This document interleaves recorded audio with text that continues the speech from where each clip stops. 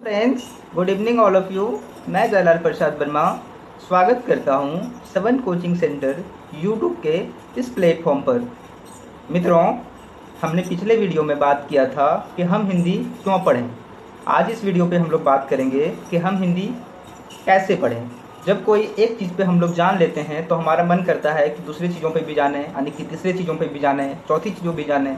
तो वैसे ही उसी का एक पार्ट ये है कि हम हिंदी कैसे पढ़ें। एक छोटी सी स्टोरी है जिसे मैं आप लोगों के साथ शेयर करना चाहता हूँ। ये स्टोरी का कनेक्शन इसी से है। स्टोरी ये है कि हम लोग एक शॉपिंग मॉल में क्लॉथ ख़रीदने के लिए जा रहे हैं और जो क्लॉथ का स्टोर है वो 10th फ्लोर पे है। वहाँ तक जाने के लिए दो रास्ते हैं। पहला रास्ता सीढ़ी के माध्यम से है, दूसरा रास्ता लिफ्ट के माध्यम से है। यदि हम सीढ़ी से जाते हैं तो सीढ़ी से पहुंच तो जाएंगे, लेकिन प्रॉब्लम यह होगी कि थक जाएंगे, और दूसरा क्या कि समय बहुत ज़्यादा चला जाएगा। यदि हम लिफ्ट से जाते हैं तो लिफ्ट से जाने के लिए हमें लिफ्ट को यूज करना आना चाहिए। लिफ्ट कैसे यूज करते हैं, तब हम लिफ्ट से जा सकते हैं। और लिफ्ट से जाने के बाद फ़ायदा क्या होगा कि हमारा समय जो ज़्यादा लगता था वो समय कम लगने लगेगा और हम लोग जल्दी से पहुंच जाएंगे उस 10th फ्लोर पे और अपनी क्लॉथ खरीद लेंगे। एग्जैक्टली हिंदी के साथ कुछ ऐसा ही होता है। हिंदी क्या, कोई भी सब्जेक्ट के साथ कुछ ऐसा ही होता है। यदि हम उसके टेक्निक्स को नहीं जानते हैं तो वो विषय हम लोग को समझ में नहीं आता है। जैसे क्लास 6, 7, 8 में हम लोग जैसे पढ़ते थे कि पढ़ते जाओ पढ़ते जाओ पढ़ते जाओ, ऐसे पढ़ते पढ़ते पढ़ तो बहुत कुछ लिया लेकिन समझ में आया बहुत कम, या फिर कुछ थोड़ा बहुत आया। आउटपुट आने की थोड़ा निकला, जितना मैंने इनपुट लगाया था उतना आउटपुट नहीं निकला, बहुत कम निकला। तो वो टेक्निक्स क्या है, जैसे मैंने बताया कि वो 10th फ्लोर पे जाने के लिए यदि हम लीप यूज करते हैं तो बहुत आसानी से और बहुत धीरे, मतलब कि बहुत आसानी से और बहुत कम समय में हम लोग वहाँ पहुँच जाएंगे। तो हिंदी के लिए वो कौन सी टेक्निक्स है जिससे बहुत ही कम मेहनत में, शुरू में देखिए कोई भी काम स्टार्ट करते हैं तो शुरू में समय लगता है आपको उस काम को सीखने के लिए। तो ऐसा कौन सा टेक्निक्स है जो हिंदी में हम आपको दे दें ताकि हिंदी पढ़ना आपके लिए आसान हो जाए। सबसे पहले कोई भी टॉपिक्स हिंदी में पढ़ने से पहले ये निर्धारण करें कि आप कौन सा टॉपिक्स पढ़ रहे हैं।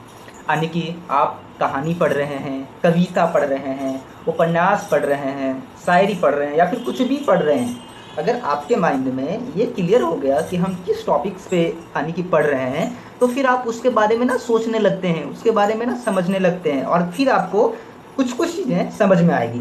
तो जब ये निर्धारण हो जाए यानी कि कौन से टॉपिक्स को हम लोग पढ़ रहे हैं, सपोज चैप्टर पढ़ रहे हैं, कहानी पढ़ रहे हैं, पोयम पढ़ रहे हैं, वट एवर इट इज़। तो सपोज करो हम लोग ना कहानी पढ़ रहे हैं, तो हम लोग का पहला स्टेप क्लियर हो गया। क्या है कि विषय का निर्धारण हो गया। क्या पढ़ रहे हैं, कहानी पढ़ रहे हैं। अब कहानी को कैसे पढ़ा जाए, है ना। सोचो कि राम की एक कहानी है, उसको हम लोग पढ़ रहे हैं, ये क्लियर कर लिया दिमाग में। अब उसको कैसे पढ़ा जाए, तो फ्रेंड्स उसको हम लोग 3 स्टेप्स में पढ़ेंगे, एक अच्छे टेक्निक से, वही लिप्स वाला सिस्टम जो समय बचाएगा हम लोगों को और सिखाएगा भी। वो 3 स्टेप्स क्या है। पहला स्टेप्स है कि हम राम की कहानी को बहुत फास्टली पढ़ें एक बार में, यानी कि जो भी है 4 पन्ने हैं, 5 पन्ने हैं, इवन 6 पन्ने हैं, 7 पन्ने हैं, यानी कि जो भी है उसको एक बार पूरे, मतलब कि रिदम के साथ, पूरे स्पीड के साथ स्पीडली पढ़ लें।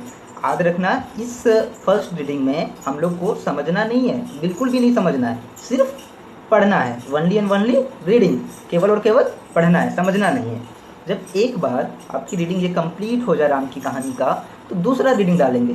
दूसरा रीडिंग में फ्रेंड्स हम लोगों के पास पेन होनी चाहिए, जिससे हम कुछ कुछ जो उस स्टोरी में इम्पोर्टेंस लाइन है, इम्पोर्टेंस वर्ड है, उसको अंडरलाइन करेंगे।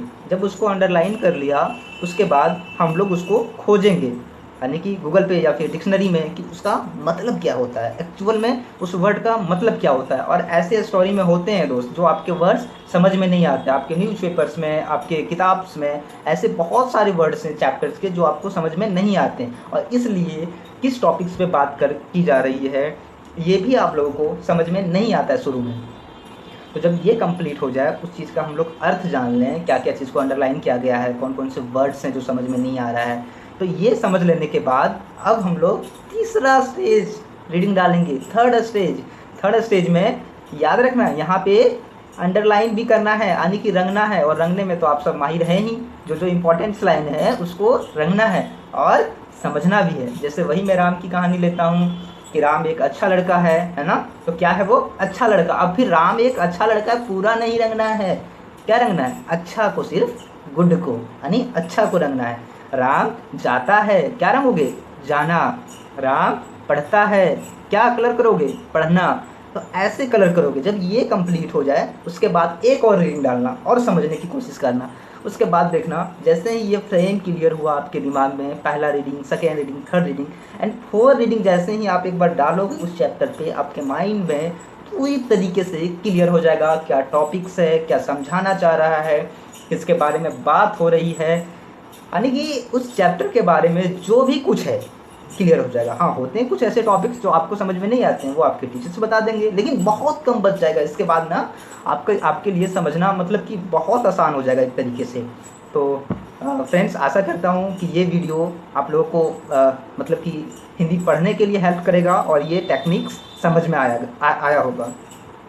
एक बार ना आप लोग अप्लाई करके देखें, उसके बाद बताएं। फिर भी यदि कोई डाउट्स रह जाते हैं इस टॉपिक से रिलेटेड कि हिंदी कैसे पढ़ें, तो आप कमेंट सेक्शन में लिख सकते हैं। मैं कोशिश करूँगा कि नेक्स्ट वीडियोज़ आपके उसी टॉपिक्स पे हो। ओके, तो बने रहिए हमारे चैनल के साथ। Thank you.